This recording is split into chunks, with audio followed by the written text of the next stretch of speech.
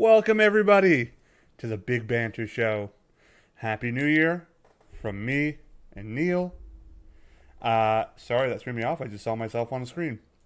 Welcome, everyone. Hope everyone had a great holiday season. Neil, how was yours? A lot of driving. Okay. Went back to Wisconsin. So spent 4 valuable days in a vehicle with my family. That must have been torture for your family. It probably was. Yeah. I was 1 driving, and 2 I was driving. Where did you drive to? Where'd you go? We went up to Wisconsin. So we went up Okay. to see my family, my mom, her Sure. husband, sister, brother-in-law, niece, nephew. And would you say your wife's mother, brother, grandmother hate you all in that order? I think that's a strong word. Yeah, that's a Kanye reference. Yeah. Anyway, we want to welcome you guys to our show. Wish you guys Happy New Year. First, I want to address something. I want to say something that made me really sad. I want to say a good rest in peace to Mean Gene Okerlund. When I was a kid, I saw this guy all the time. And for those of you who ever watch wrestling, he set the narrative for anything that was happening. Some would say, as the height of a lot of these popular wrestlers came from Mean Gene Okerlund. He was, and I remember him back in the 80s. Yeah. He was the classic announcer for professional wrestling. Loved him. Definitely. What is he? 80? He died at 76. 76. Fantastic. I mean, saw the news come through, and definitely rest in peace, Mr. Mean Gene Okerlund, and his family. Hopefully you guys are with us and we're not having any audio issues. If we are, please let us know. Actually, I'm probably going to shoot a quick text out to see if I can find if we do have any audio issues. So let's check it out. If you want to give me just a moment. Nope, we're good. Okay. Just heard it. We sound great. I was worried. I can't hear through my headset. Now I need new headsets. Who would have thought? I legit kept the music going as our intro because I was like, oh God, I can't hear the music. I guess I got to re-upload the song. I was getting a little scared. New year, new computer, I guess. I don't know. Well, here's the thing. Today, I think our conversation, our talk, is going to be pretty reeled into one thing in particular, or one general subject in particular, the NFL. We're going to talk about some coaching carousel, some coaching changes, and the playoffs, and our predictions of those playoffs. Hopefully it won't go on for 3.5 hours as we usually do, but... Well, we can hope. So, I just... Okay, that's not what I meant to see. That's good. Chick-fil-A. I'm looking at my Facebook. Sorry, guys. I'm a little all over the place. It's a new year. Give me a chance. Could you get the spicy chicken off our screen? I like... Chick-fil-A spicy chicken sandwich... It's the best sandwich out there. It's the best chicken sandwich out there. I just ate, and it's making me hungry. I really want it this Sunday. Just a good chicken sandwich after you go to church. Spicy one. Cheers. Okay. Now, here's what we're going to talk about. Football. Are you ready, Neil? I believe so. Cool. All right, so let's start with, I guess, alphabetical order on some coaching changes. Right? Sounds good. We're going to start, actually, we'll start with the AFC, and we're going to start with the Browns. The Browns surprisingly fired, the beginning of the season, middle of the season, Hugh Jackson. Not to be confused with Hugh Jackman, that's Wolverine. Hugh Jackson, and hired Greg Williams, the defensive coordinator. Interim. Yep. When the offseason, when Black Monday rolled around, everyone thought Greg Williams was going to stay. What ends up happening is they fired Greg Williams. Who did they hire? Freddie Kitchens. Neil, what do you know about Freddie Kitchens? Outside of the fact that he was the offensive coordinator during that 5-3 run, not really a whole lot. I really honestly thought the smart move, the money move, was to leave Greg Williams in charge of the team, let him keep running his defense. Freddie Kitchens clearly has a good wavelength with Baker Mayfield.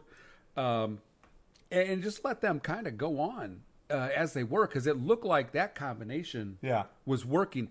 Look, the Browns ain't had a 5-3 success in years. Why would you want to tinker with that? And I get why they let Greg Williams go then, just because his personality is overwhelming, and if he's just going to be defensive coordinator, I just don't think it would work. But man, Freddie Kitchens, I think he was the quarterback coach. Freddie Kitchens started as the quarterback coach and then moved up to offensive coordinator. Yeah, now, honestly, I'm looking at his coaching tree, and it looks great. He was under Nick Saban, Parcells, Whisenhunt, and Bruce Arians. However, his history, not as much. Was a Cowboys tight end coach. Worked with the Arizona Cardinals for a good number of years. And then Cleveland Browns in 2018 kind of started as a running back coach, and then he wasn't the quarterback coach. He was a running back coach. Running back coach, that's right. But somehow just kind of gained that confidence of the team to where they ousted Hugh Jackson. Torrey, that's wrong. And then promoted him offensive coordinator. Now, here's the thing that I think he gets. He trusts this team. And really, when you're a young team, you have to put the game in their hands. And you just have to trust them. It's the only way they develop. And I think Hugh Jackson was a close to the vest, I don't want to make a mistake type coach. But that works with the veteran teams. And I'll give you a team, for example. Jason Garrett and the Cowboys. It works for them because they're that type of team. Yeah, well, I mean, with Cleveland, I mean, their biggest problem is they didn't know how to win anymore. It's been 20-some-odd years. Okay, let's just be honest. This team never knew how to win to begin with. Yeah, I mean, they were bad in the early 90s. That's not the same team. But yeah. But, I mean, since 99, this team hasn't figured out how to win. When they figured out how to win is when they turned to the Ravens, right? So won a Super Bowl right away. 2 of them. They won 2 Super Bowls. That sucks. Listen, I'm interested to see what Freddie Kitchens does. The responsibilities of offensive coordinator turning into a head coach becomes vastly different. Because whereas you went from talking maybe once a week to some people, now you're talking to everybody endlessly on a national level. And because you're the Browns with Baker Mayfield, you're put right there in the dead center of things. Number 2, I actually want to say, what's up, Tori? What's up, Manny? Thank you guys for joining us. Just talking a little coaching carousel in the NFL, kind of overviewing some Black Monday stuff. I'm interested to see what Freddie Kitchens does. I just hope they don't take a step back again. I mean, they need to have a winning record. They need to go 9-7, 10-6. They have to win in the AFC South. I'm sorry, AFC North, and it's ripe and open for them to do so. Yeah, it is. It is. Moving on, Jets fire Todd Bowles, hire Adam Gase. I really think they just took a sidestep for just a quick analysis. I don't think they got anything special. I'm actually a fan. Cheers. I'm actually a fan of Adam Gase. Like him, I think he'll be good with Sam Darnold, who's the quarterback there. I think he'll do a great job of help bringing him along. I just thought they missed the boat on this one and not go and grab Mike McCarthy, who's known. That's exactly what I was going to say. Quarterback. You needed Mike McCarthy, the best head coach opening. That's a great question. Honestly. Left? Well, the Bengals are open. And the Dolphins. The Dolphins are open. Brian, I just read, just before we jumped on air, Brian Flores is expected to be announced tomorrow as the new head coach. And actually, the Bengals are hiring the quarterback coach from the Rams. Listen, here's the thing. I would actually like to coach for the Bengals if I am given some control over the team, which they don't. The general manager doesn't make crazy moves, doesn't make trades or anything elaborate. So it's a little difficult to strike on some trades or some free agents when you aren't really allowed that leash. So it's, in my opinion, the Bengals are never going to be an attractive job simply because of the restraints that you have. Yeah. I would much rather go to the Dolphins because maybe I can get a new quarterback. Your defense is up and coming. and you actually do have a feisty offense. So between those two teams, I would say I take the Dolphins. Well, and the Bengals have been inept for years. Yeah, absolutely. I mean, it really has. At the end of the season, which of the 8 openings would you have preferred most? The Browns. The Browns, absolutely. I would have wanted to coach the Browns than the Jets. The Browns? There's this team in the north. Not a good one. In the far north. All right. They play on the tundra. Yeah. Green Bay has been my preferred. Okay, Green Bay only in your head because you are seriously a homer. You can't like be objective when it comes to Green Bay, and I think that's a problem with you here. Let's be honest about Green Bay. You have an aging quarterback who's an asshole. Without him, that team is a 2-14 team. We're 3-13 without him. 3-13. I apologize. There are Take that win away from us. There are so many holes on that team. It is just disturbing when you look at it. When Aaron Rodgers goes away one day, there is going to be just a dark age in Green Bay. And not one that any man can just fill in. Aaron Rodgers is Jesus on the field. And without him, they're doomed. In my opinion, the Browns was the head coaching spot that you wanted because you have a young, hungry defense that's top 5, top 10, ready to be top 5. They're top 10 now as young as they are, and that offense is super exciting. Go on.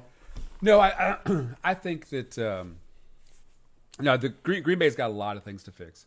I went into going into this draft, and we'll do a draft episode later on. Green Bay's drafting should go something to the line of offensive line, linebacker, offensive line, linebacker. You got the idea. Sure, yeah. It's the 2 areas we need to fix so badly. Sure. The rest of it is, I think if you get a good coach, fresh eyes, new system, I think it'll be fine. But we have to find some offensive linemen. We've got to get some linebackers, and I think we'll be starting going back in the right direction. Okay, so I'm gonna answer to Manny's second comment in this conversation first. There is a lot in Cleveland that sings. You got Baker Mayfield. You have a good O-line. You have a great running back in Nick Chubb. A hungry receiving core, but a disappointing Jarvis Landry. I'll say that much. But that defense is perennial. Not often does it happen when you draft a cornerback, which people forget about, that they got at number 4 after Baker Mayfield, that he comes in and makes an impact as a damn near Pro Bowler. That's Denzel Ward. He did a great job. Their tight end is really good. I like him. Needs to have better hands. Probably should talk to Jason Witten. Now, Manny, in regards to Green Bay being one of the top 3 franchises, I think when it comes to prestige as who they have been in the NFL, yes. Are they a top 3 franchise right now? No, and that's fluid in the NFL, believe it or not. That changes. Well, it depends on what you're looking at, though. Are you looking at, like, top 3 franchises as far as to work for and have got that cachet? Yeah, they are. They're one of the cornerstone franchises, and they do things the right way. But if you're talking about good teams, bad teams, that changes in and out. Listen, I think when Aaron Rodgers leaves, you should expect about a 5-year dark period. Because you're just building. It depends. If we do this, the rumor is next year they're drafting. They're going to try to draft for his replacement to give him 2 to 3 years, just like we did with Aaron DeBrett, to ramp and to step in a spot. Okay. If we do that right, you can continue that role going. Well, is there a quarterback this draft that you would take? Not this one. And according to what's coming out of Green Bay, there's no quarterback that interests him in this draft. Okay. And honestly, I kind of agree. Yeah, I do too. I kind of agree. I still think you should draft a quarterback. Haskins is probably the only one. I learned actually the other day that Haskins only started 3 games. Is that true or no? He was he'd have been number 4 in the Heisman. Okay. He threw for 4,000 yards. I will unequivocally say Baker Mayfield is the franchise quarterback. They need to just keep building around him. I seriously think when the Browns go into this draft, get another O-lineman, get another piece for him on offense. Yeah. He's got what it takes. I mean, he's all the quarterbacks they've had, and let's be honest, it's been 27 quarterbacks. the one guy. Seems low, really, but Seems low in 15 years, I guess. Yeah. Shit. No, I mean, he's the one guy that's been able to set a winning precedence. Look at all their quarterbacks. I mean, some of the big name ones were Derek Anderson and Jake Delhomme, and still couldn't really do it, could they? I mean, you never felt confident. What I give Baker Mayfield is he has that, and I'll use the word arrogance in a good way. He's got that arrogance at the end of a game. Sometimes annoying as hell way, honestly. Where you don't think you're going to lose it. You think you're going to actually go win the game. And the defense and the offense has fed off of that swagger that he has, that arrogance he has. And it's worked really. I mean, they needed it. And I think Jarvis Landry really helped their locker room as well. He didn't have statistically as great a year. No, he didn't. That was disappointing. But I think that from that locker room, it seems like the players respond to him really well. That's fantastic. They just got to build on it. And that's why I was a little disappointed. Excuse me. I was a little bit disappointed when they brought Freddie Kitchens as head coach, because I'm like, why would you ruin that synergy? Wow. Excuse me. You all right there, champ? Yeah. I got you. Why would you ruin that synergy? Yeah, there we go. That synergy that you had. I mean, 5-3. They haven't seen 5-3 in 8 games in years. Yeah, go on. So I was really sad about it. So I hope it doesn't ruin anything, because listen, I mean, here's the thing. Of course, second and third year are going to say a lot. The second year is going to be really tough on Baker Mayfield because now you have tape, right? Yep. Now you know what his tendencies are. It's the sophomore slump. And it happens with a lot of quarterbacks. It even happens into their third year. I think the best example I can give is actually Dak Prescott. Dak Prescott, in his second year, when Zeke was out, he was figuring out games, but teams were figuring him out. They figured him out pretty well that second year. Even going to this third year, when you're 3-5, until they got Amari Cooper and realized they needed a receiver, he was not as able to figure out how to win games until they got Amari. Wait a minute, not to ask a dumb question. Yes. Is he an NFL quarterback? Amari Cooper is, yes, he is. No, I'm kidding. What? Dak Prescott, is he? He's a small time guy now. Okay. But the thing I would say Dallas is probably or something like that. The thing I need to see out of Baker Mayfield, for me to say he is definitively one of the best quarterbacks in the league, is to win tough games. Yes. And in the AFC North, when you're playing the Ravens, the Bengals, and the Steelers out in open field, where that territory is not fun to play in, that is, if he figures out how to win there, that's saying something. I'd like, again, honestly, if he can go 8-8, 9-7 next year, in that sophomore season when people have got all the tape on him that they got, man, they're going in the right direction. I agree. So, here's the thing: the Broncos goes from Vance Joseph to Vic Fangio. I know nothing about him. Fangio. So he was the defensive coordinator for the 49ers when the Niners went to the Super Bowl. Yeah, okay. And then he's been the Bears defensive coordinator for about That's a 4 good years hire. or so. Good hire. I like the hire based on what he's done with the Niners and the Bears. I think personally, the guy should just be a defensive coordinator. That's what he strikes me. He's a meathead, is what you're saying. He's a heck of a defensive coordinator. I think that's what he does really well. I hope that he does well in Denver for the sake of Denver, but I don't know. If you're Denver, you got to be a buyer in the quarterback market here coming up. In the draft or in the offseason, I'm just throwing that out there. The Broncos need to address that offense with a wide receiver, a tight end, and a damn quarterback. Although, Case Keenum, I don't know if there's a quarterback in this draft to get excited about. So you might be riding with Case Keenum one more year. Maybe. And be thankful that you didn't get Kirk Cousins at $28 million a year. Yeah, because he did nothing in Minnesota. And Manny, you're a Lions fan. You have to understand the fact that you're happy to see that. Minnesota wants, I have friends in Minnesota who want, they want Keenum back. You got 2 more years. But Keenum is fit their offense. And I think that's what Minnesota Let me ask you a question. Nick Foles. Yes. Making a hell of a name for himself. Yes. Does Denver say, we want to trade you for Foles, we want those rights? What are the Eagles asking for? Oh, man, they're going to ask. It depends on, now, depending on how he does. Yep. Now, keep in mind, he just ran him through the end of a year schedule. Okay. Got him to the playoffs. That was a hell of a schedule at the end. Yes, it was. won the games, got in the playoffs, wins the first game. If he goes out and beats the Saints, yep. Okay, here's the question then. Here's the question that I have. You're right. He's done some extraordinary stuff. he has. Do you trade Carson Wentz? So this is a conversation me and some friends of mine are having, and here's what the Eagles are forced to face. Just like I was saying, Case Keenum was perfect for Minnesota, and Minnesota made a mistake by letting him go and going to get Kirk Cousins because they thought they were upgrading. Nick Foles seems to be what fits well in Philadelphia. He embodies the Eagles, in my opinion. And not the Carson. I mean, Carson was on an MVP pace until he tore his ACL. So it's not like but Carson Wentz had injuries in college. Yep. He's already had injuries in the pros. Yep. Nick Foles is 29 years old. We're not talking about a 38-year-old quarterback that you're trying to get a bridge. He's 29.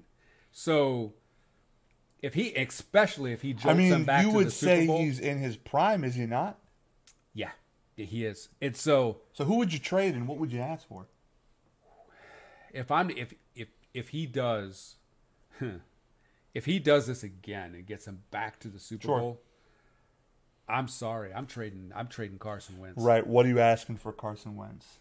Everything, because he was an MVP caliber quarterback. This is a really good problem to have. He's 25. I mean, you talk about somebody who's young. You know why I think I would trade Wentz if Nick Foles takes me to the promised land again? You're a team. I think the city will kill him if they don't.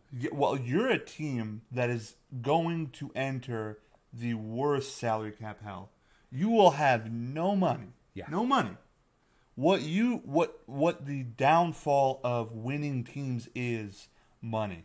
Right? You see it with the Seahawks, right? They don't have enough to keep competing.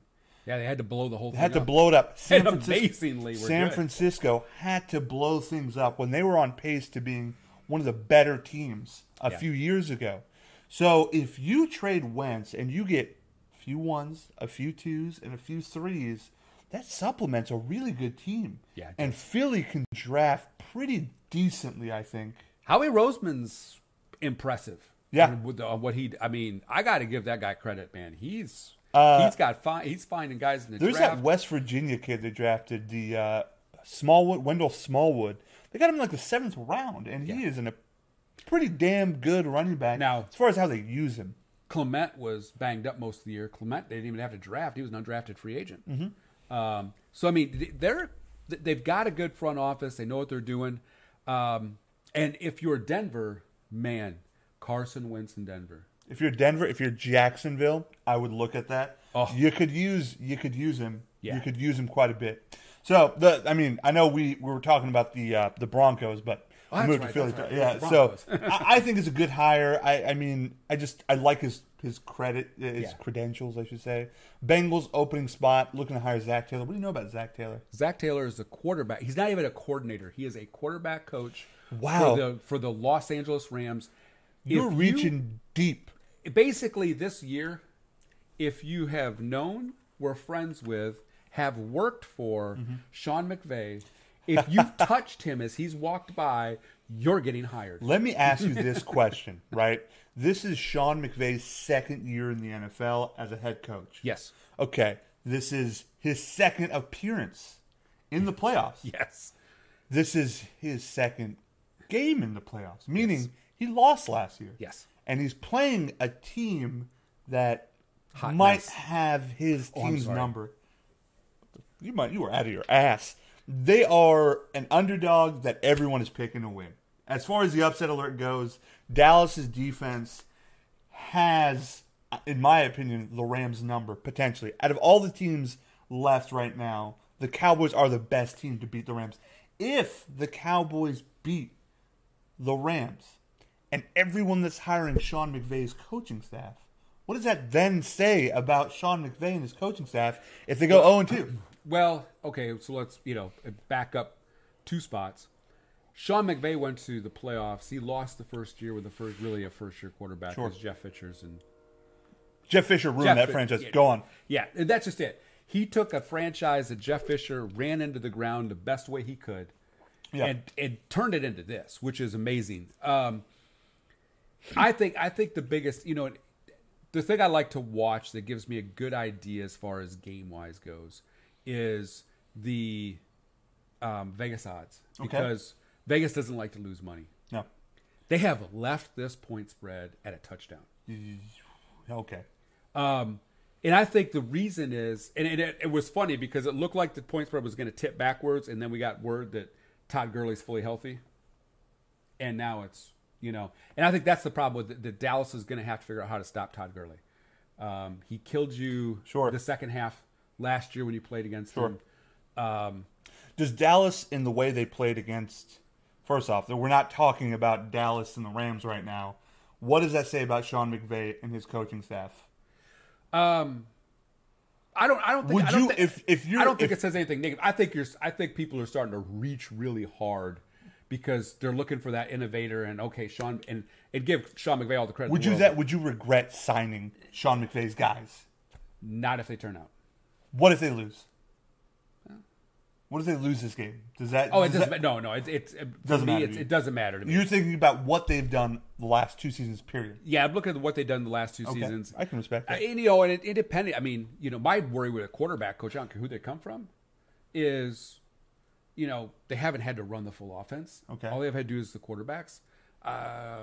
What do you really know about running a team if all you've been is a quarterback coach? What do you think about not being Zach Taylor, but Jim Caldwell, as far as filling in the Bengals or the Dolphins? Man, I think Jim Caldwell has been spread has dropped to 6.5. Okay, that's a lot for a playoff game. Listen, I'll give you my prediction after this quarterback coaching talk. Yeah, I'm shocked that Caldwell doesn't have a job. Me too. He had a decent run in Detroit. I thought he made them a tough and competitive team. And did. Truth be told, when the Lions played the Cowboys in that crazy game, the Lions should have won that game. And I think that game kind of steered the Lions franchise in the wrong direction. Well, and he went 9-7 that year. Got fired. They hire in the Patriots defensive coordinator. Right. Coach Pencil. Yes, yeah. He's great at beer pong. Patricia. Yeah, Patricia. Matt Matt Patricia. That's the beer pong specialist. And they got 3 games worse. Yes. Which, yeah. There were some games they played that I just didn't know. The first game they played against the Jets, they got blown out of the water. Yes. I had did you not prepare? It didn't look like they even. Well, there was talk that the players weren't very.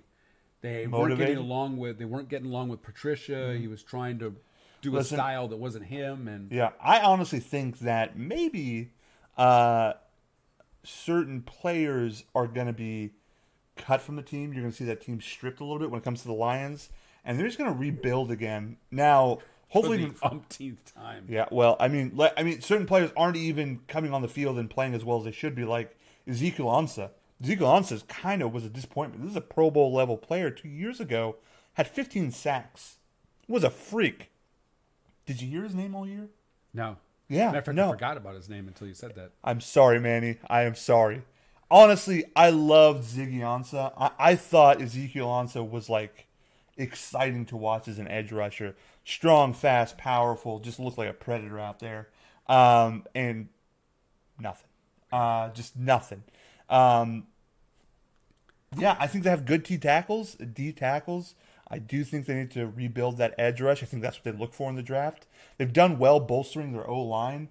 I like Kenny Galladay on the receiving core. He is really exciting. Good. He fits the Matt Stafford mold of a wide receiver. Just does. A burner and big.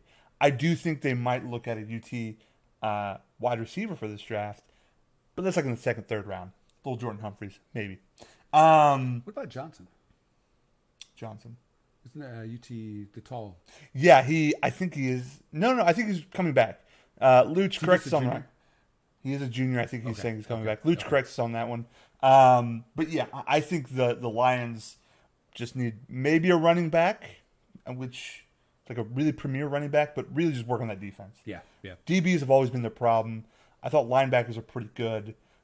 Get a DB, get a good pass rusher, which this draft is full of. This is a perfect draft for the Lions.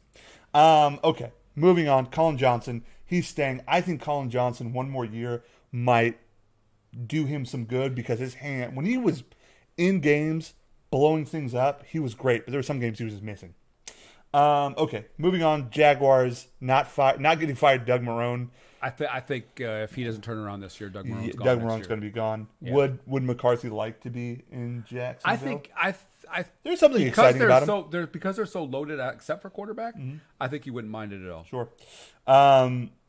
We just touched on the Dolphins. Brian Flores. Do you know anything about him? Not a whole heck of a lot.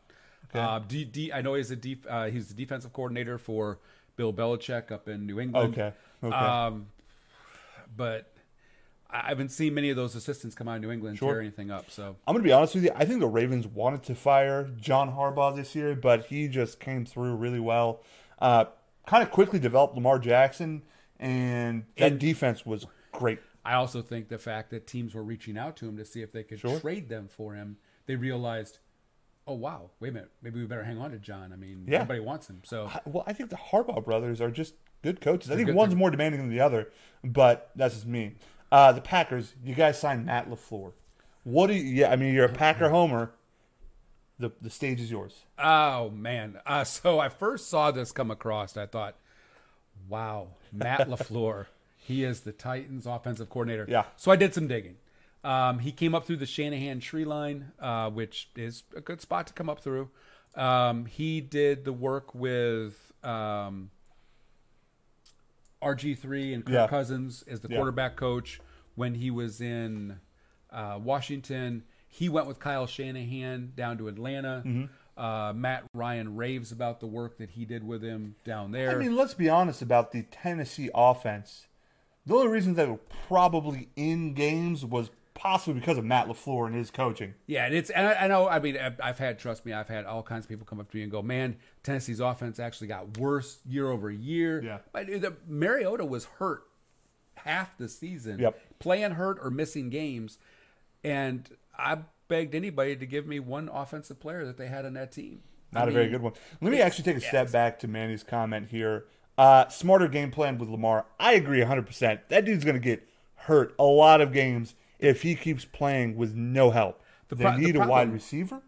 They need O linemen, and they need a damn good tight end because he needs that safety valve. But isn't that the problem? They had to go with kind of what he knew just because the development's going to be a big curve with him. Yeah, it's going to be tough. It's going to be tough to. They got to get him some protection because he's going to get killed. Sure, I think it's going to be tough to develop him into a traditional quarterback.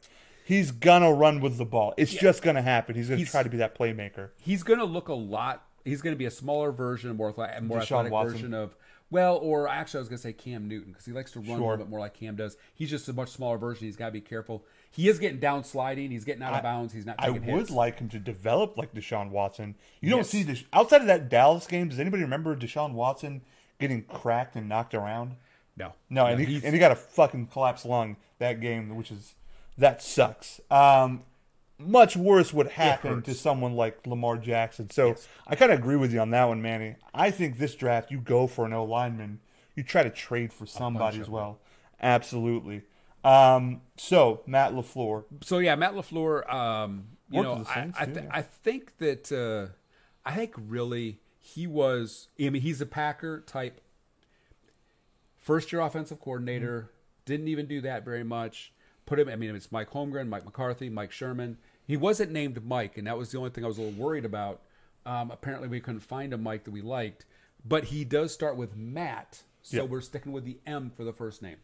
But I think he'll do well. The thing I heard out of Matt Ryan when they talked to Matt Ryan about it was he likes to collaborate with the quarterback, and what he appreciated about that fact was Matt Ryan said, I felt like I was part of the process. So I'm actually telling him, hey, my strength is doing this, and he's developing around my strength, and he's collaborating with me. I think of all the coaches out there, that is what Aaron Rodgers needs, is someone to sit down. Look, Aaron Rodgers is smug. There's no doubt about that. Aaron Rodgers is a highly intelligent guy that knows he's smart. He is not short of what people would call ego. Yeah. But I think if you're going to take the approach of collaborating with a quarterback, the quarterback that's going to love that the most is Aaron Rodgers, because he now feels like he's part of the process. Sure. He can share his wisdom, and even if you don't do everything, and I'm sure he won't, but even if you don't do everything that Aaron suggests, you're doing some of those things, and now Aaron feels empowered. He feels like, hey, okay, and he'll also fall in line easier then. I think all Aaron really wants is to be collaborated with. Yes. On the field. Yes. Right? Like, I don't think McCarthy understood that. I think McCarthy was like, this is my play sheet, and we're going to go with it, goddammit. But it doesn't just work that way with certain quarterbacks. And from what I'm hearing is the last couple of years with McCarthy, he knew his job was getting closer and closer to the end. So he started to kind of hoard everything here. Like, okay, we got to do it my way because those games are getting tighter and tighter. Yeah. And so I think that really, I think it's going to be a fresh breath of air. You know, I think Matt LaFleur is the right guy for the job. Aaron Rodgers is already raving. He really likes the hire. So we'll see what happens. But so far, I like it. Yeah. He's got a 5-year deal. So I actually like the hire. I think that if you bring a coach in that collaborates with Aaron, as I said, I think he'll have a good time. I think what you now need to look at is rebuilding the team that is everything all around Aaron. You have 2 first-round picks this year. I think you have an extra third as well. Offensive line, linebackers. Yeah. I mean, offensively, we've got Devontae Adams. Randall Cobb's not going to be back. Nope. I would challenge the Packers to go out and get Jordy for a year. Oakland's going to let him go. Sure. It wouldn't. I mean, now you've got the young guys. Here's a question. I'm going to ask you this right now. It's a second-round pick. Would you trade for Antonio Brown or Odell Beckham? No. What? With Aaron Rodgers? Remember Smug? Yeah, I do, sadly. He will throw a ball at somebody's head, and it won't be a defensive player. The first time one of those two guys turn around and throw their hands up and look at him like he didn't see him, he's going to wind up with a ball when they take their helmet off, and they're going to get clucked inside the head. It ain't going to work. Listen, for a second-round pick, I would trade that for Odell Beckham Jr. If I'm flipping it for something else right away, sure. Like if I can get him in and I can flip him to another team for something good. I don't know if Odell Beckham is the type of player that will run down his quarterback. I think he runs down other teams and is smug and is upset at himself and even coaching staff. But I don't think he's there. He's about his numbers, and Aaron's about, you're open, you'll get it thrown to you. If you're not open, you're not going to get thrown to you. Well, okay. Let me go ahead and say this right now. If he was about his numbers, he would have hightailed it the fuck out of New York because Eli Manning is not giving him those numbers. Didn't he just ask for a trade to be in the season? Exactly. Thank you. And Antonio Brown, here's the thing with the Steelers. Yes, he is a donkey of a quarterback. I agree with you, Manny. What is the Steelers going to be able to get for AB? AB's value is plummeting. Right. If you look at the trade market for a good wide receiver, the Cowboys just gave up a number 1 for Amari Cooper. But the locker room, he didn't have the locker room issues. He was in a locker room with issues. Yeah, well, that's another. By the way, Executive of the Year? John Gruden. John Gruden. John Gruden. He made 3 teams great.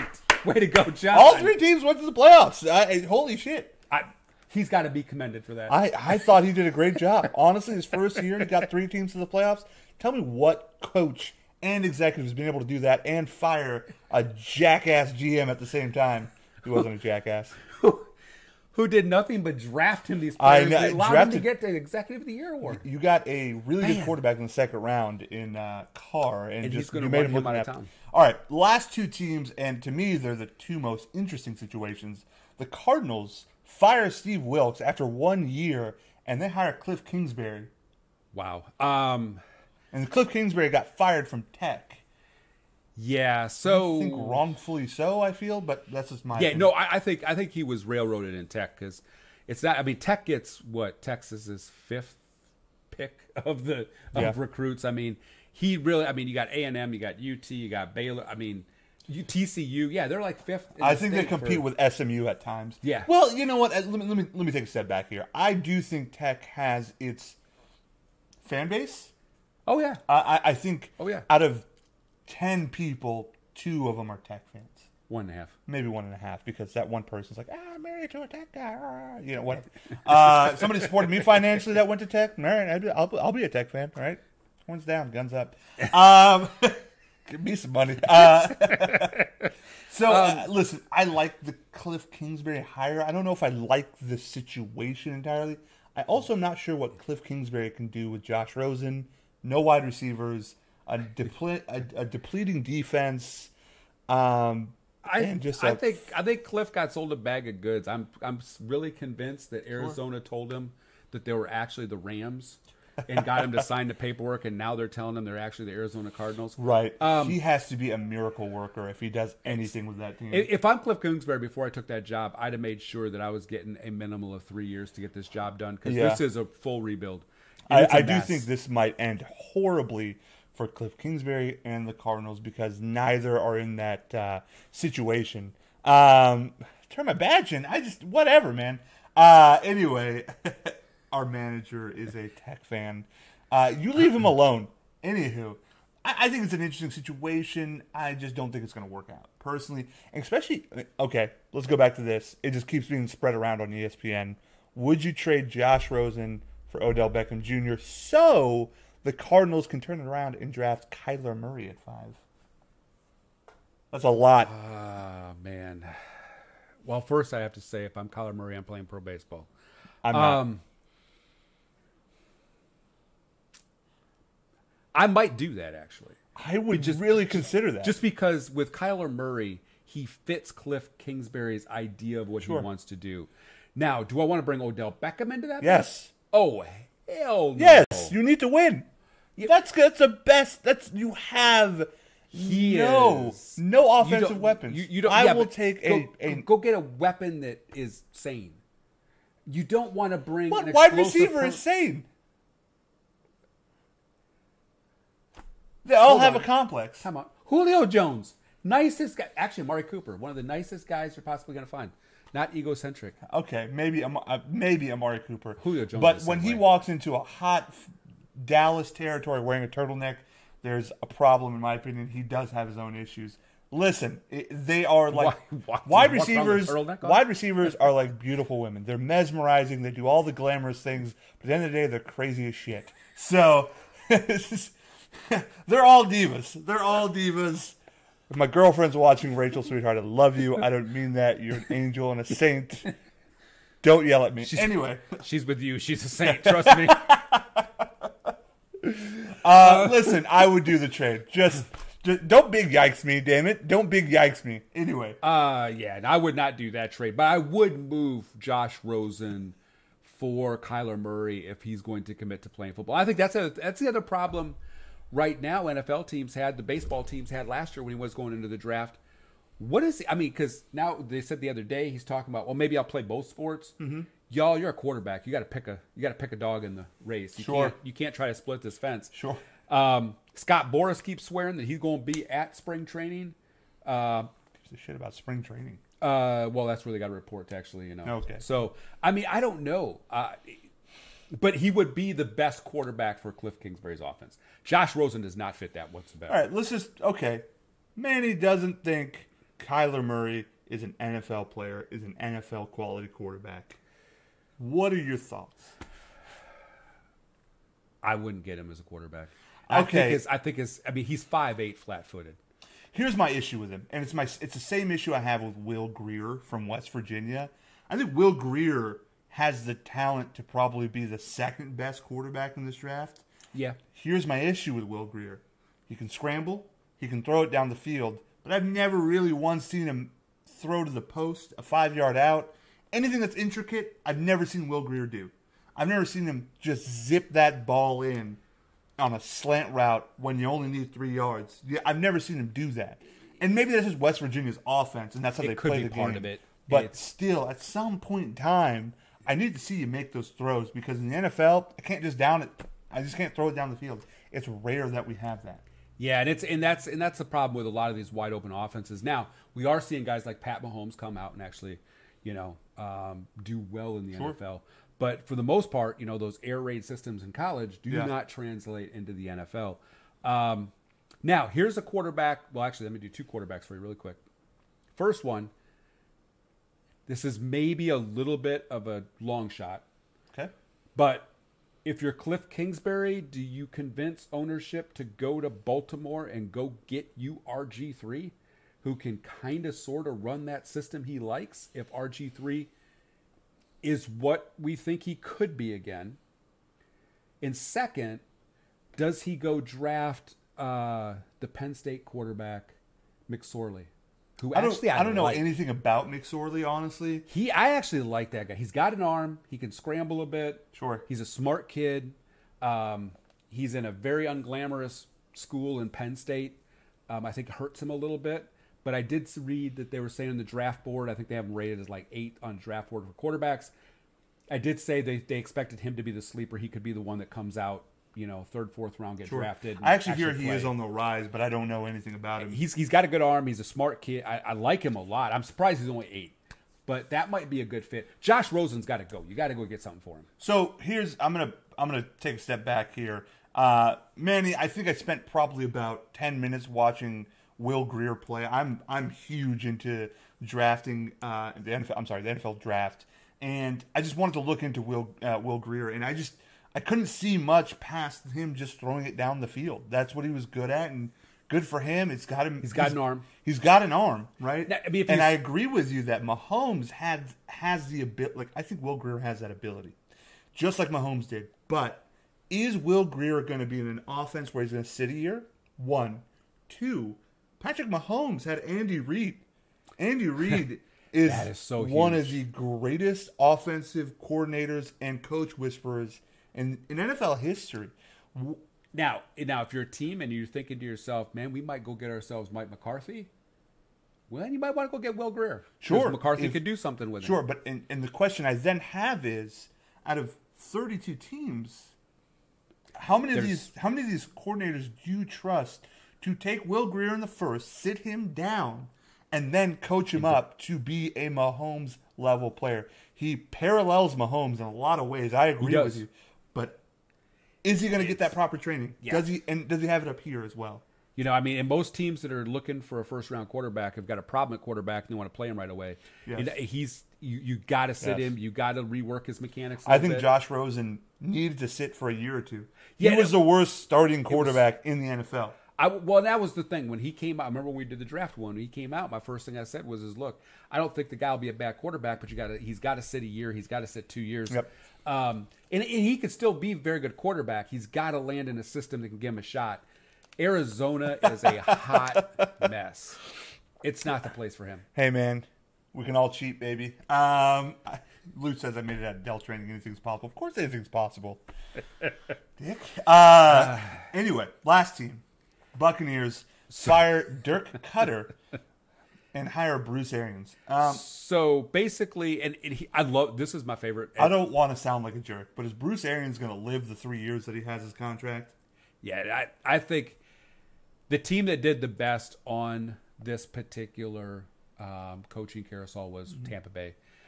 Bruce Arians is not just the head coach. Bruce Arians went back out and got Todd Bowles reunited with him, and they're going to get their assistants back. If he brings that Arizona coaching staff to Tampa Bay with the talent Tampa Bay's got, that team is instantly going to push the Saints and the Falcons for top spot. I'm going to say the most egregious thing I just read.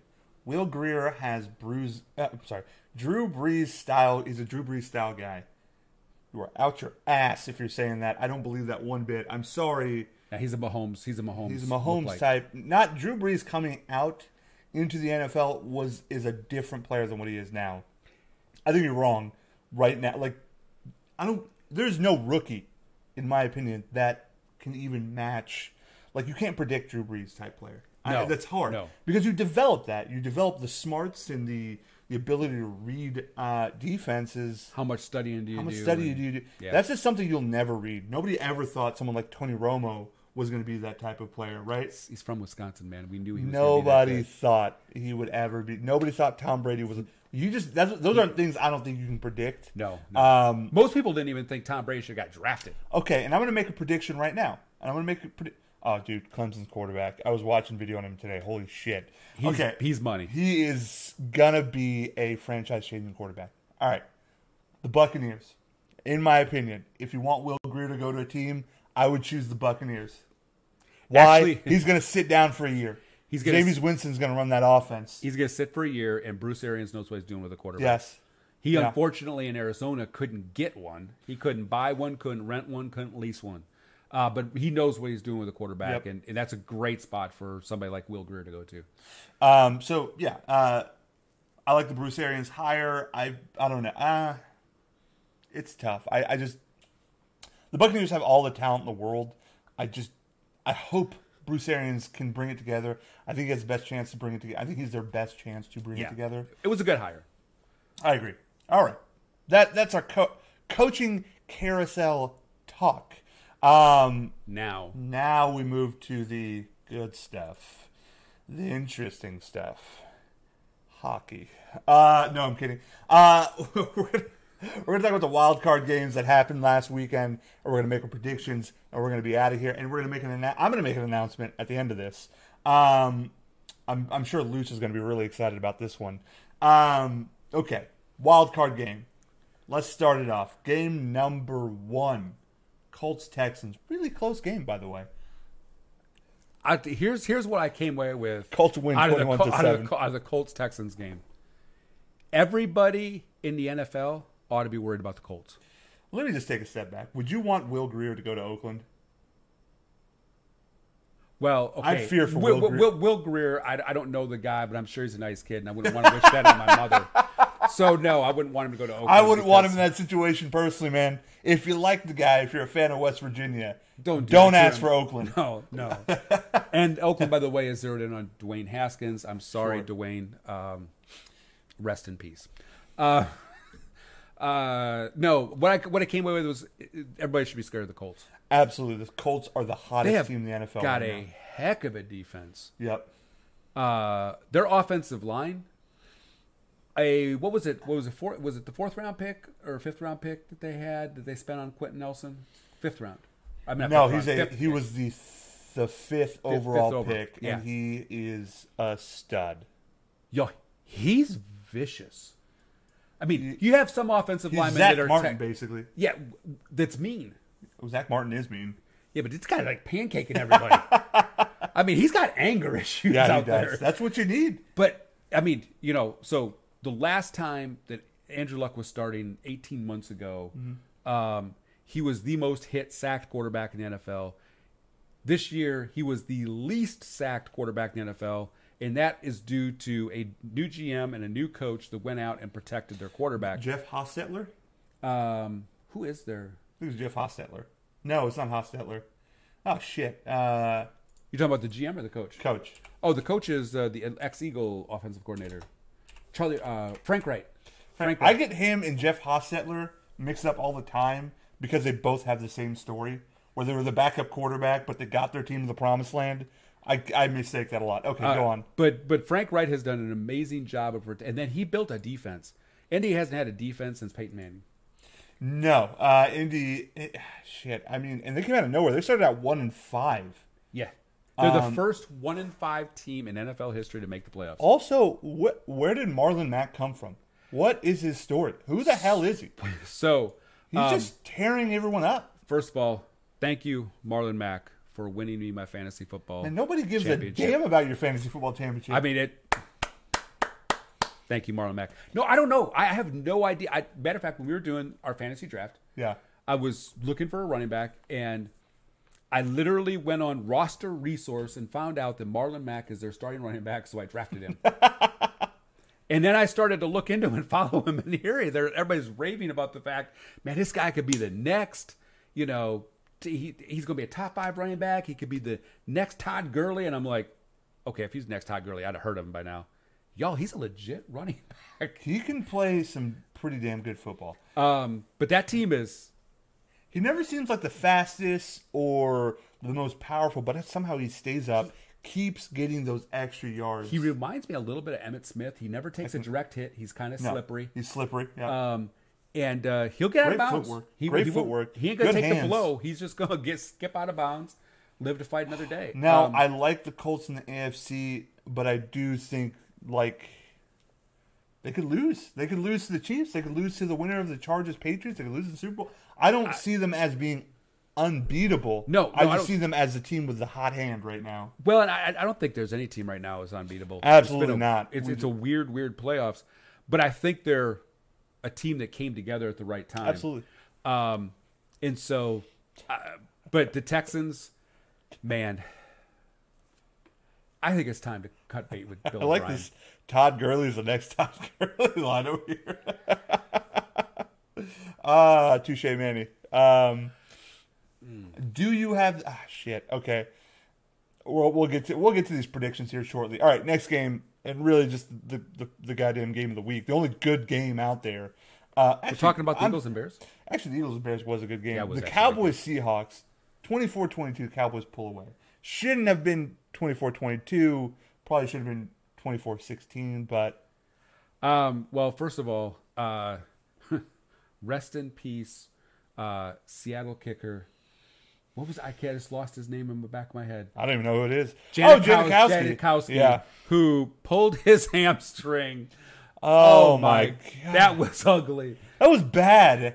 It happened like right in the middle of a stride, too. That's the worst part. Oh my goodness. He kicked and reached down and grabbed his leg. And people thought like Janikowski was gone. People thought Janikowski was timeless. No, time caught up pretty hard on him. By the way, he looks like he's 60.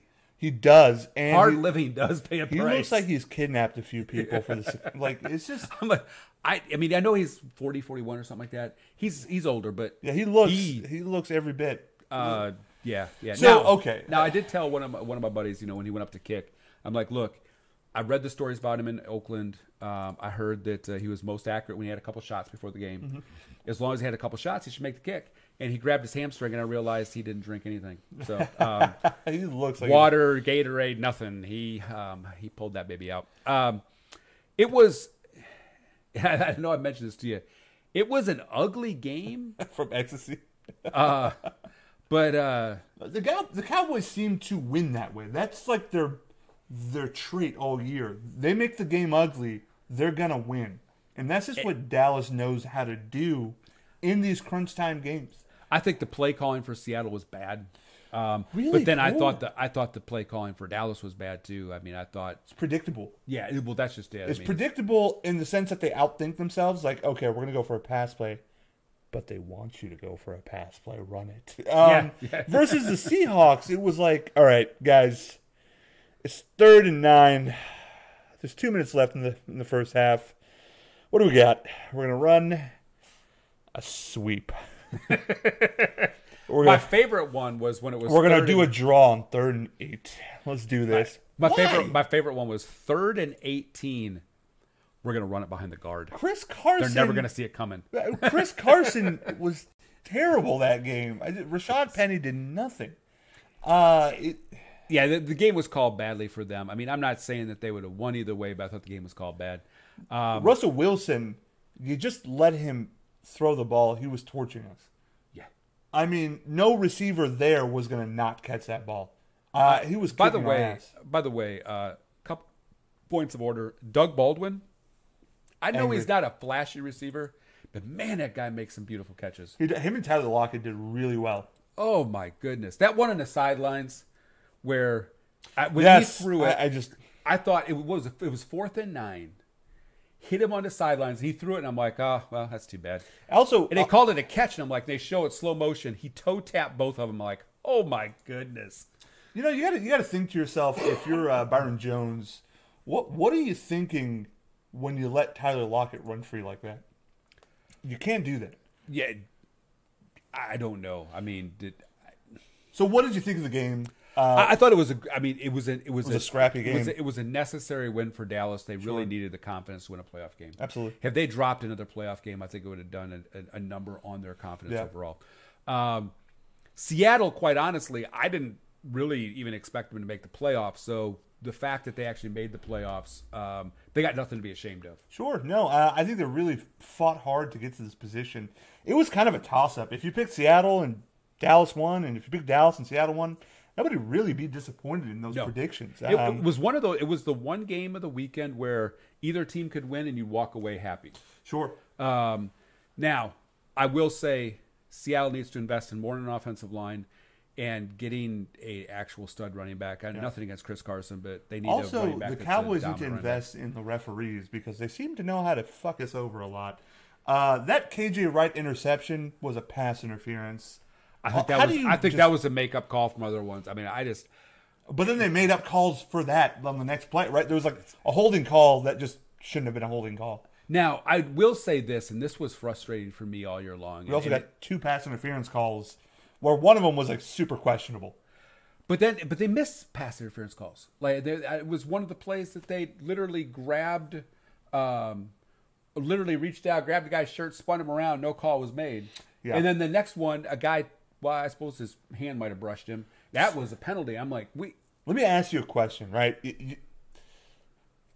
This is a simple question, and I feel stupid asking it. How hard is it to be a referee? You know, I think it's easier than they make it look, but maybe I'm wrong. You have an assignment. When you're watching it like this, you can see that. Yeah. You can see a hand extended. You can see somebody getting tackled and the ball not even getting there. And then it gets there and it's intercepted. Like, how does that not get called? Like, there are certain things that are just egregious that you can just... I can see sometimes not being able to call face mask calls because... I'm already say the Russell Wilson one, they got away with. Yeah, we got away with murder on that one. And I actually didn't know how that was missed because the ref was right there. I'm like, how do you not see the guy's head getting turned? It's just. But maybe the cost of the referees are going up. Maybe they're charging GMs more than they're used to paying them. For the first time in NFL history, for the first time in NFL history since the 50s, a referee was fired in the middle of the season. Yeah, it's very true. So the NFL and the league are making a precedent in saying that we're trying to turn things around because there's a lot of negativity on the NFL right now. I think since last year, with the Zeke case, with suspending so many players, the NFL knows that they're turning fans against them, and they're trying to make up for that in a big way. Well, here's the thing too. This has been the worst year refereeing all year long I've seen. I'm consistently seeing penalties not called, and then mysterious penalties called. Yep. And it's getting to the point where it's like, okay, now you're starting to ruin the game. Yep. Do your job. You got a job. Yep. Apparently, you need some team builders in the offseason. You need to work on your play calling because this is I'm going to get to Manny. Manny says it's unbelievably difficult. Okay, I'll agree with you in saying yes, it is difficult if it's my first game, right? But these refs have been at 25 years. Are the best refs from the season. They are picked to be in the playoffs. That's a huge deal. This basically has to be rudimentary for you. Just like a big game is to a quarterback, this is just the same thing. You should know what you're seeing. Manny, thanks for joining us, dude. I really appreciate it. I really appreciate you talking with us, man. I had fun. Listen, I'm just going to go ahead and make my big announcement right now. Yeah. Tonight, we're going to do what I like to call Big Banter Gaming. A game coming out called Resident Evil 2 on January 25th. Give me a show about how to play it? Absolutely not. I am deathly afraid of scary video games. So I thought it would be entertaining and fun if I play this game. It's a horror game. It's a one-shot demo. So the game's coming out on the 25th. Today the demo was released. Basically I have 30 minutes to play it, and that's it. And I'm going to show it off, and hopefully you guys are going to be entertained and have fun by watching it in those 30 minutes. And that's my big announcement. We're doing Big Banter Gaming. So, yeah. All right. Anyway, thanks for joining us, Manny. I appreciate it, dude. Love you, brother. Next game. The most boring game out there. Chargers-Ravens. Wow. Here's this game is a tale of two different games, really. The Chargers did what they should have done. Real quickly, answer that question. Does being a quarterback get easier when you become a pro? Yes, of course. The game slows down. Things become easier. I mean, it takes a couple of years, but once you're in the league, a couple of years, I think it all slows down. I think it's a natural thing, right? Not for some quarterbacks. Paxton Lynch still not understanding the quarterback position. He's not a quarterback anymore. Yeah. Okay. So Chargers Ravens, boring ass game. Your thoughts? Chargers did what they should have done. They didn't make mistakes. They scored points and they called it a day.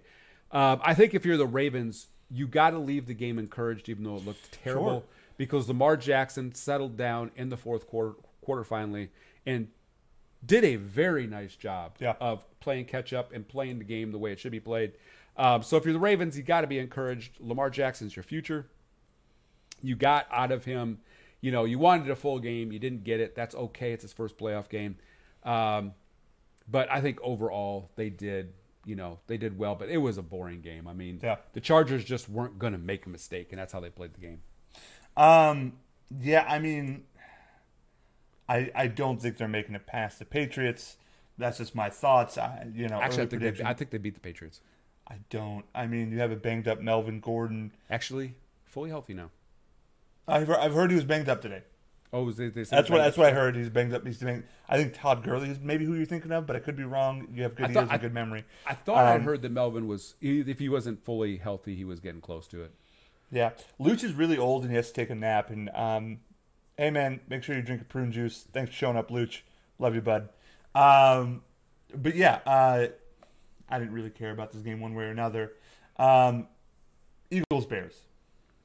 That Bears defense was the best defense in the NFL. Nick Foles, for whatever reason, finds a way to win these games. Yeah. Now, it doesn't help that Chicago has a kicker that set a record for hitting uprights. Oh God. I mean, I'd love to say I feel bad for Bear fans, but I'm a Packer fan, so I'd rather celebrate it. But I'd rather TP Luch's house right now. That's what I'd rather do. Go on. And I think that again, Eagles showed up. Mm-hmm. They did what they were supposed to do. They won the game. No one gave them much of a shot at all. Yep. I think this Eagles Saints game coming up, that could be a fun game. I'm sorry to all the Saints fans out there. I'm picking the Eagles. Man, they seem to be hitting a roll at the right time. They just, and I think they're going to play the Cowboys in the championship. Which is not a game you want. It's a game I want. It's a game I want. You know the record of teams going 3-0 against. It's 11-5, I believe. So we had teams playing another team for the third time. There's a 70% chance of winning. If you talk to players, that's the hardest game to play. Sure. You know each other inside and out. I get it. But no, I think that the Eagles are playing phenomenal. Their defense showed, which y'all, I did not know they had a defense left. And not the front half has always been good. It's Absolutely. The back half of the defense. Yeah, it's the DBs that are really holding. I saw a couple came back from injury. Yeah. So that helped. They're still playing with like a third rounder or a third stringer. Yeah, they're certainly they don't have their best foot forward. No, with their DBs. But yeah, I mean, Mitch Trubisky. Listen, I thought Chicago was a year early, and Mitch Trubisky I thought had a great game. Too, yeah, 303 yards, 1 touchdown. He did a good job, right? I don't think he was the X factor, which is what you want him to be. And Bears hired Chuck Pagano as defensive coordinator. That's a good hire. That's a good. Well, is it a good hire? I think Pagano was a pretty good defensive coordinator at one point. Okay. So I don't know a lot. He didn't do anything with the Colts, but maybe that's something to brag about. The Colts didn't really have anybody to give him to do something with. He had, unfortunately for Chuck Pagano, he had a terrible GM. I think they should have hired his brother, Puck Chigano. Wow. Puns. Pun City. All right. Anyway. I'm disappointed in myself, honestly. All right. Games this weekend. All right. Game number 1. Green Bay. Oh, wait. They're not playing. Another pun. I make another funny. Anywho. Colts Chiefs. Who are you calling? All right, so this is harder for me. Mm-hmm. The Kansas City Chiefs are my second favorite team. Ever since I lived in Kansas City for a bit, Kansas City kind of grew on me. By the way, I did hear Kansas City was supposed to be getting an NBA team. I think in the next few years, them in Seattle and Vegas. Yeah. So just a side note there. And Kansas City's got a terribly explosive offense. Yep. However, I'm calling Indy 31-27. Yeah, you know what? Something I heard is that Kansas City's fan base is the craziest, but it somehow works against them sometimes because you can't even hear yourself. So before Seattle's 12 took off and set sound records, all the sound records were in From Kansas City. Yeah, it's an amazingly ravaged place to play. It's a great fan base. I hope I'm wrong. I hope the Chiefs win. I want to see them. I want to see them go get themselves into a Super Bowl and win it. But like Andy Reid, like Patrick Mahomes, like what they're building there, I just think that Colts defense is legit and they know how to control a ball. Plus Andrew Luck is hitting his stride really well. I tell you what, I was so excited to see Andrew. That first few games, I was really worried that Andrew Luck was not going to be Andrew Luck no more. Mm-hmm. Took 7-8 games to get the rust knocked off. Once he did, boy, oh boy, does he look like old Andrew Luck. Next game that night, Saturday, 7:15, Cowboys-Rams. Who you calling? Man. I know you're calling the Rams, so go on. I was just trying to think what the score was going to be. I'm going to be here's I'm going to be honest with you. I think Sean McVay goes away from the crazy, and I think Sean McVay goes high dose of Gurley, not necessarily running the ball, but catching it out of the backfield. I think this thing's going to get out of control. Mm-hmm. I'm going to go 34-17. Okay. So here's the deal. I think the Rams and the Saints slightly mimic each other. They rely heavily on their running back in the pass situation. And I think Gurley's a really good in-between the tackles running back. He is very much. But he is very much a safety valve. Especially now that they lost Cooper Kupp, who I would say is their version of Michael Thomas. The reliable hands, keeps moving the chains, just knows how to catch and keep the chains going. Yeah, but real quick, they also have Brandon Cooks. They got Woods, plus Gurley, and they do have another wide receiver as well. Right. So I mean, they're loaded. Sure. I'm not taking anything away from the talent. I heard the one tight end's gonna be back. Hunter Hurst. Hunter Hurst is supposed to be back. Helmsley. Hayden Hurst, I think is what is it. Hayden Hurst. I think it's Hayden Hurst. Hurst. So Triple H. The game is coming back, baby. Listen, here's what I'll say. You have a healthy Sean Lee. You got Leighton Vander Esch. You got Jalen Smith. I think the same. Sean Lee's gonna play one play. Probably, but would you rather have him than not? No. I actually get Leighton Vander Esch deserves the snaps. Sure, by all means. Really, the point I'm trying to make is this. I think that I trust our linebackers enough to maybe neutralize Gurley. And I think when you're only dealing with two, relatively speaking, deep threats in Brandon Cooks and Robert Woods, I think our DBs can handle that job. I'm going to throw this out. Yes. Who do you want playing wide receiver? Cooks, Woods, or Tyler Lockett and Doug Baldwin? Man, Tyler Lockett and Doug Baldwin did really, really well. But they're not those two. They're not those two. Right. And Cooks is faster. Sure. But I still trust that you can scheme against that. How many big games has Brandon Cooks showed up in? Answer me that. How many big games has Brandon Cooks showed up in and just really torn it up and became a factor? He's had a few good games this year. No. Big games. No, I mean, he's had a few, especially once Cooper Kupp went down. He's had to. Now, here's what I'm going to, and here's what I think. Here is what works against Dallas. Sure. And behind my prediction, this is what I'm thinking could happen. I think the Rams are going to get out hot. They need to. If the Rams get out hot, the problem Dallas has is not your players. The problem Dallas has is a guy named Scott Linehan, a guy that I've campaigned to be signed for the next 10 years as offensive coordinator of the Dallas Cowboys, because Linehan frees up. He just doesn't know what to do. Listen, and I think that's going to be... Dallas needs to score first. Yeah, if you guys can go back and forth, you're fine. They need to make sure that the Rams punt early. Here's the thing. I think with our defense, you take Randy Gregory and DeMarcus Lawrence, and you get with our D tackles in Jared Goff's face. I think you'd make Jared Goff a below-average quarterback, which, in my opinion, is okay at best. Right? Like, would you put a game in his hands, or would you put a game in Dak Prescott's hands? Because I'll tell you who's had more fourth quarter game-winning drives. So, but that's a skewed stat. How's it skewed? The Rams have blown everybody out. They didn't have come. They don't have. They're not playing those tight games. Oh, Jesus Christ Almighty! Would you put the game in Jared Goff's hands? I'm going to take Goff over Dak. I don't think you're right.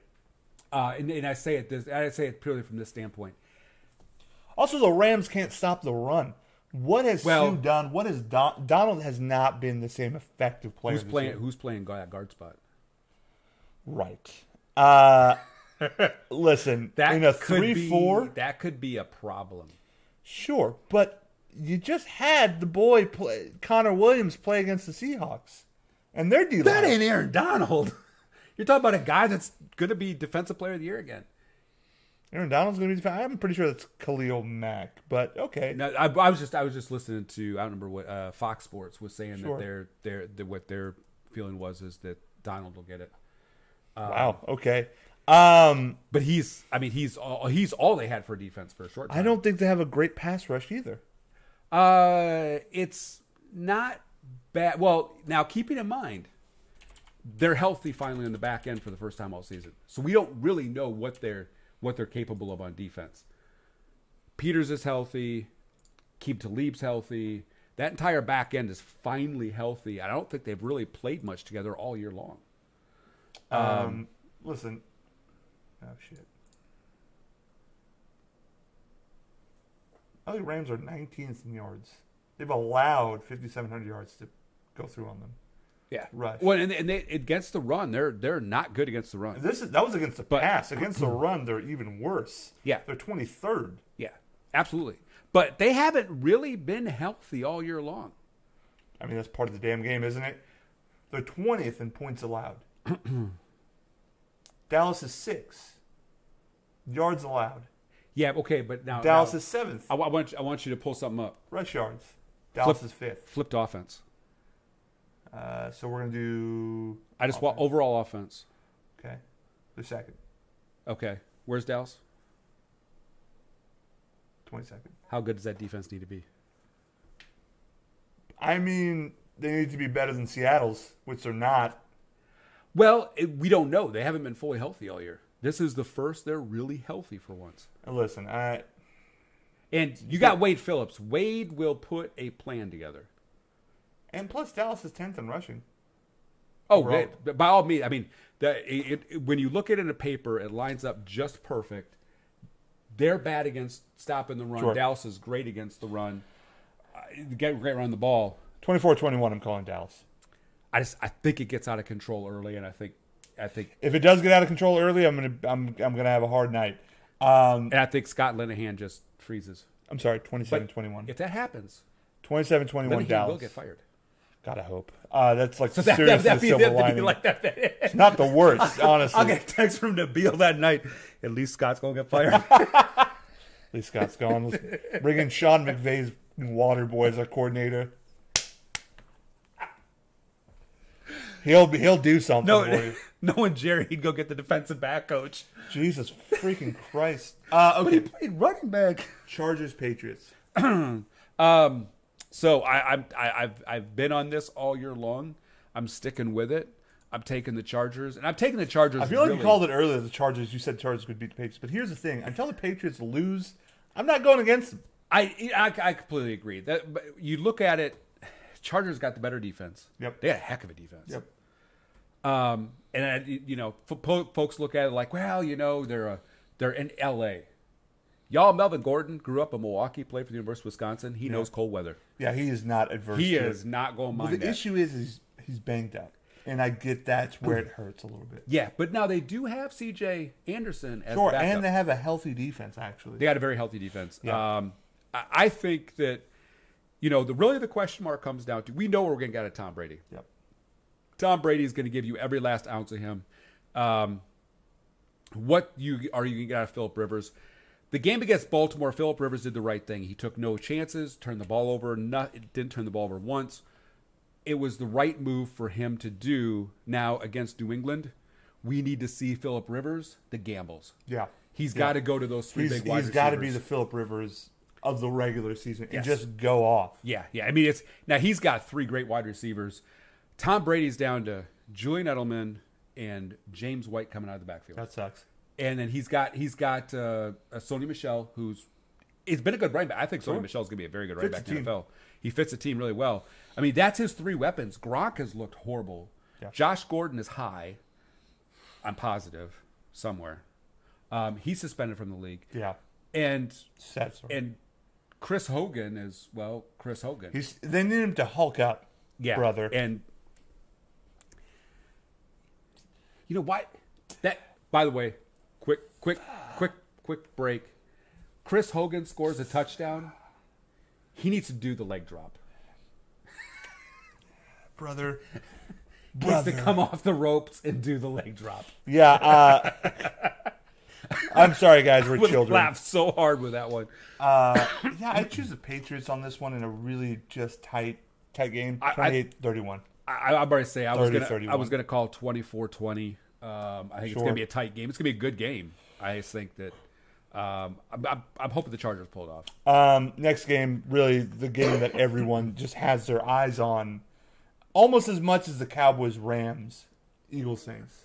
So, I mean, it wasn't just 5-6 weeks ago the Eagles absolutely got obliterated by the Saints. I mean, it was bad. But the Saints were doing it to everybody at that point. Until they Here's the problem. Cowboys. The Saints haven't looked the same since the Cowboys game. Now, man. Almighty. I think that... hurry up. We got to wrap this up, man. I just literally pulled a neck muscle coughing. This is really bad. I got to go get Nora in 5 minutes. Okay, so super quick. The teams are taking... it's Michael Thompson, right? Yes. Yeah, Michael Thompson away from Drew Brees. And Drew Brees has got nothing but bits and pieces around that. Alvin Kamara can only do so much. Mark Ingram can only carry the load so much. If the Eagles can find a way... Now, the Eagles don't have a good defensive backfield. We already talked about that. If the Eagles can find a way to take away Ingram and take away Michael Thompson, I think Nick Foles will another one in. Listen, keep the game tight like you did against the Bears, and I think they beat the Saints. Yeah, and I'll call it. I mean, I think it'll be a bigger game. Nick Foles is good for 3 touchdowns. I'll call it, 31-28. I would. Saints. If the Eagles or not win, Saints, but Eagles. If the Eagles win, it's a 2017 game. I think they can put points on the board. I don't. If but the I'll Eagles take win, the I don't Eagles. think they put that many points on them. I'm gonna take the Eagles for the upset, as well as the Cowboys for the upset. But yeah, those are our games. That's our show, honestly, and we appreciate you guys showing up and commenting and talking to us. Please go ahead and like and share and subscribe. And any last word, Neil? No, it was actually good to get back into a rhythm, be back out of Christmas and New Year's. So we thinking Wednesday next week. I think Wednesday next week will work out just okay. And I think the week leading up to the 27th, we might have another Big Banter show. Something I call the Big Banter heel turn. Do you like that name, by the way? I do like that name, and it's going to be a fun show to do. I think so. I think it's basically going to be a wrestling-centric podcast. That is going to be us talking about the Royal Rumble. We're going to have one of my buddies that I trained with for a long time in martial arts, Tony Abrante, join us. He wrestled in the industry for a long time. So there's that coming up. And then, Tori, as you pointed out, that this isn't the Resident Evil stream just yet. After this show, in about an hour and a half, hopefully I can get all set up and everything going all right. We're going to do Big Banter Gaming. And I'm going to stream the Resident Evil 2 one-shot demo.